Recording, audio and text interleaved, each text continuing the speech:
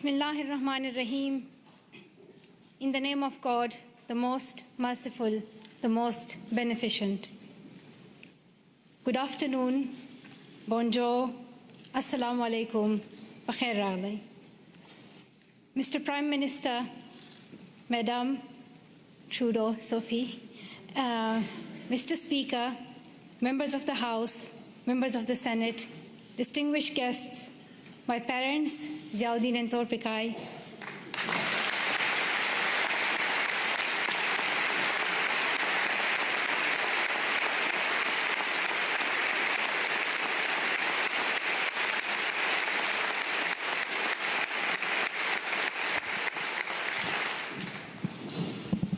and finally, the people of Canada, thank you so much for the warm welcome to your country.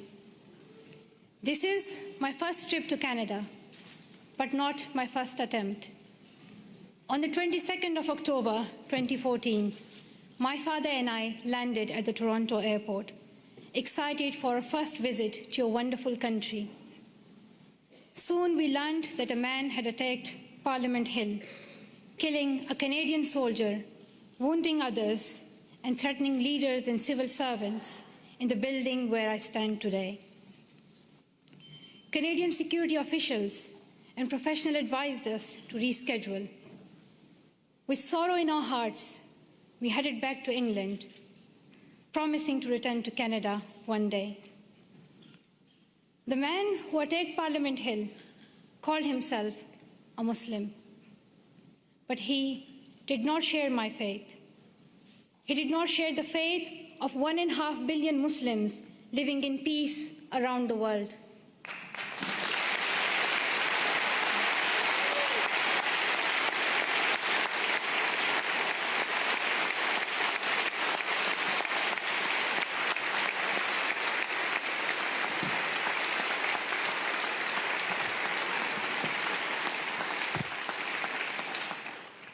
Sorry, the podium became too high, so I'm short-sighted, I couldn't read some of the words.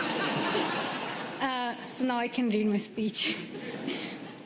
Back to my point that the man who attacked Parliament Hill called himself a Muslim, but he did not share my faith. He did not share the faith of 1.5 billion Muslims living in peace around the world. He did not share our Islam, a religion of learning, compassion, and mercy.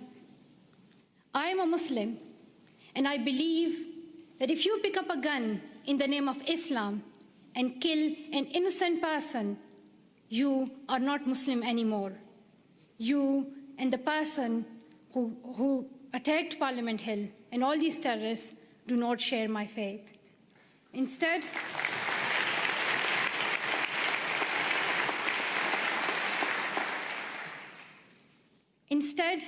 he shared the hatred of the man who attacked Quebec City Mosque in January, killing 6 people while they were at prayer. The same hatred as the man who killed civilians and police officers in London 3 weeks ago.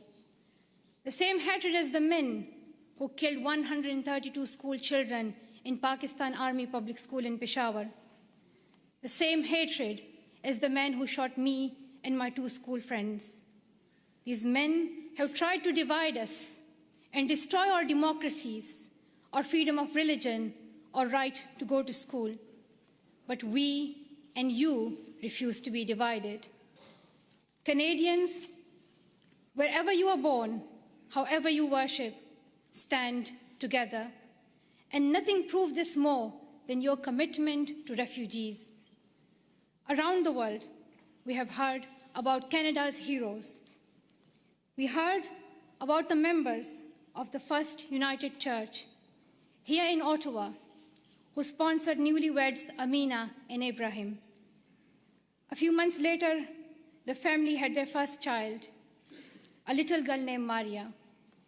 The church decided to raise more money to bring Abraham's brother and family to Canada so Maria could grow up with her cousins. We heard about Jorge Salazar in Vancouver, who came to Canada as a child refugee, fleeing violence in Colombia. As a young adult, He's working with today's children, immigrants, and refugees, helping them adopt with the new culture and country.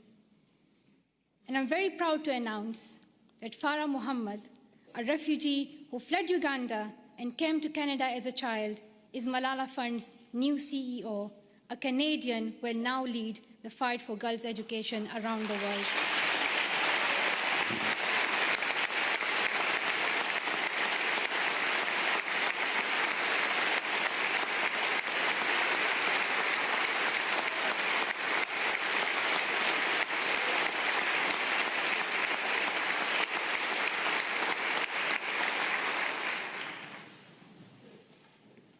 Many people from my own country of Pakistan have found a promised land in Canada, from Maria Topikai Wazir, a famous squash player, to my relatives here today.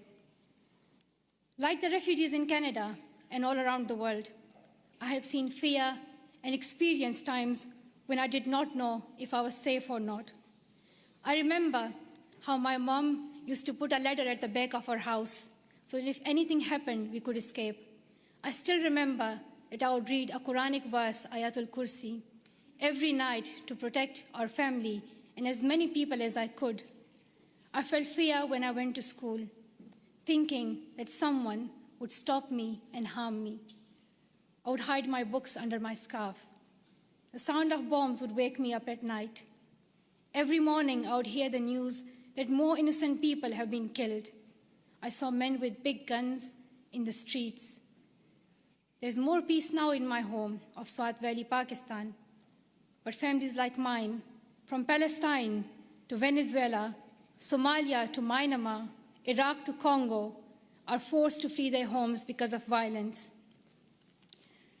So your motto and your stand, "Welcome to Canada," is more than a headline or a hashtag. It is the spirit of humanity that every single one of us would yearn for if our family was in crisis. I pray that you continue to open your homes and your hearts to the world's most defenseless children and families, and I hope your neighbors will follow your example.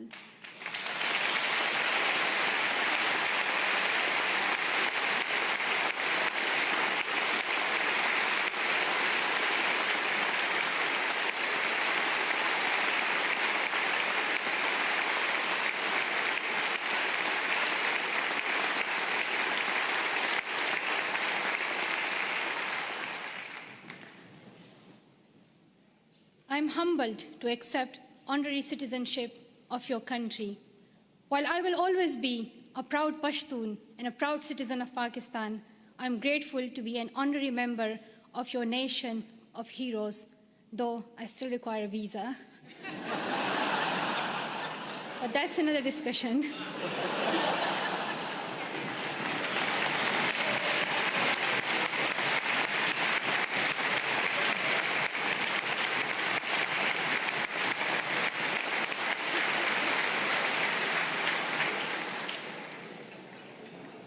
I was also very happy to meet Prime Minister Trudeau this morning. I am amazed by his embrace of refugees, his commitment to appointing Canada's first gender-balanced cabinet, and his dedication to keeping women and girls at the center of your development strategy. We have heard so much about Prime Minister Trudeau, but one thing has surprised me. People are always talking about how young he is. They say that he is the second youngest Prime Minister in Canadian history.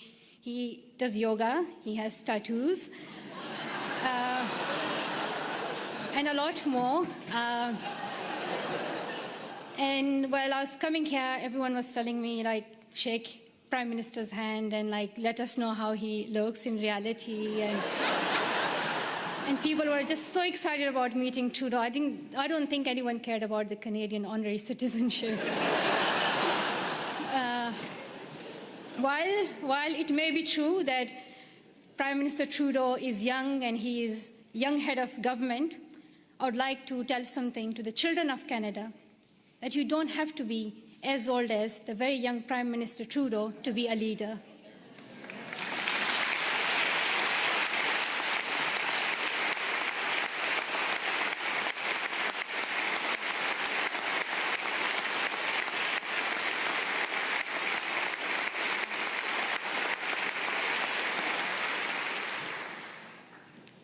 I'm like on still page 7, so there are like a lot left. So if you do the standing ovation again and again, you'll get tired.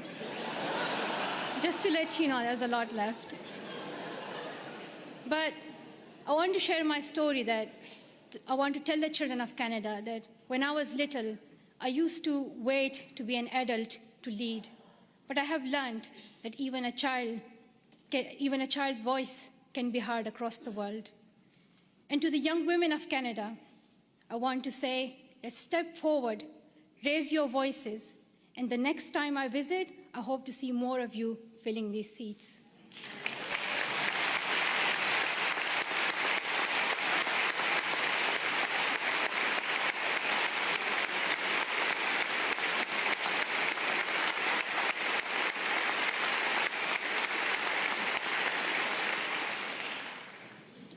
And to the men of Canada, be proud feminists and help women get equal opportunities as men.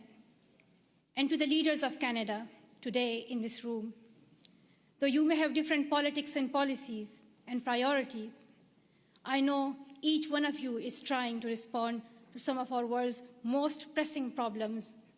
I have traveled the world and met many people in many countries.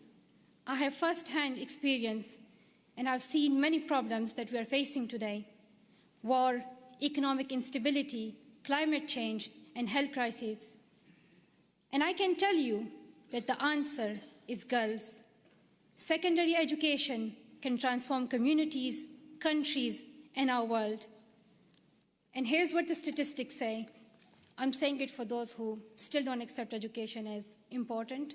There are some, but I hope they will hear that if all girls went to school for 12 years, low and middle income countries could add $92 billion per year to their economies.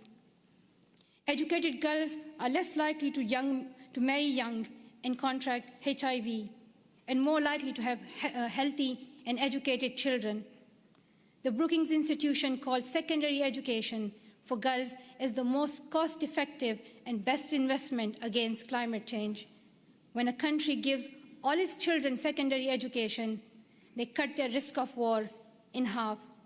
Education is vital for the security of the world because extremism grows alongside inequality.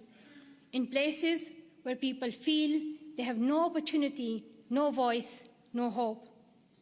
When women are educated, there are more jobs for everyone. When mothers can keep their children alive and send them to school, there is hope. But around the world, 130 million girls are out of school today. They may not have read the studies, and they may not know the statistics, but they understand that education is the only path to a brighter future, and they are fighting to go to school. Last summer, on a trip to Kenya, I was introduced to the bravest girl I have ever met. At age 13, Rahma's family fled Somalia and came to Dadaab, the world's largest refugee camp. She had never been inside a classroom, but she worked hard to catch up, and in a few years, graduated primary school. At 18, Rahma was in secondary school when her parents decided to move back to Somalia. They promised she could continue her education. But when her family returned to Somalia, there were no schools for her to attend. Her father said her education was finished and that she would soon marry a man in his 50s, a man she did not know. Rahma remembered a friend from the refugee camp who had won a scholarship in a university in Canada. She borrowed a neighbor's internet and contacted him through Facebook. Over the internet, the university student in Canada sent her $70.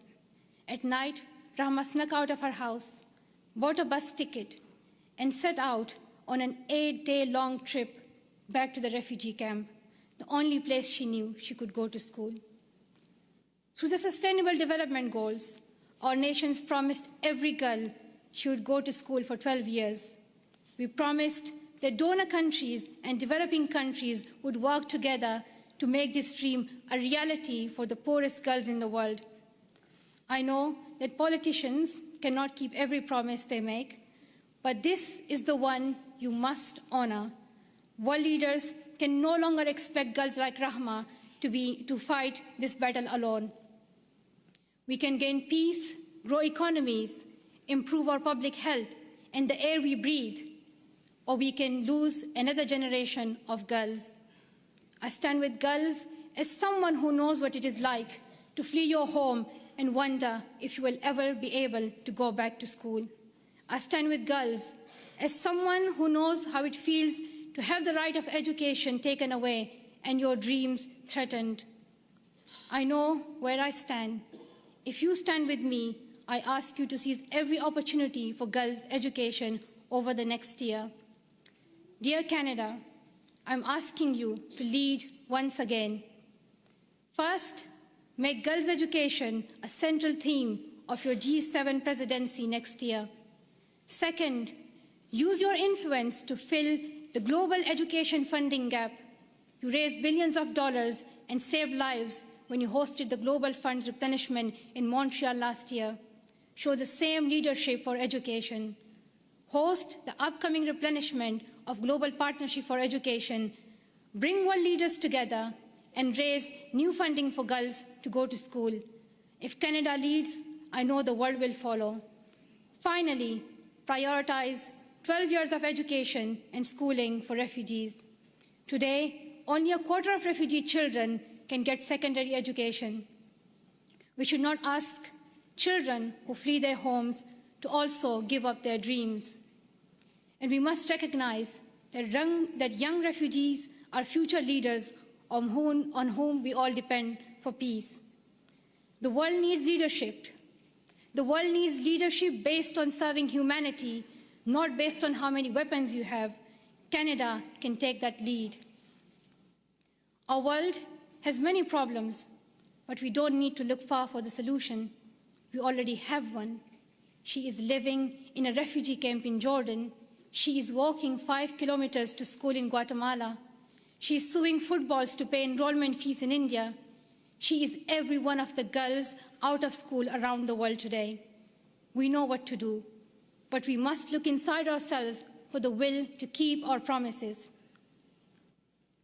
Dear sisters and brothers, we have a responsibility to improve the world. When future generations read about us in their books or on their iPads or whatever the next innovation will be, I don't want them to be shocked that 130 million girls could not go to school and we did nothing. I don't want them to be shocked that we did not stand up for child refugees as millions of families fled their homes. I don't want us to be known for failing them. Let the future generations say, we were the ones who stood up. Let them say, we were the first ones. We were the first to live in a world where all girls could learn and lead without fear. Let us be the ones who bring that change we want to see. Thank you so much for listening.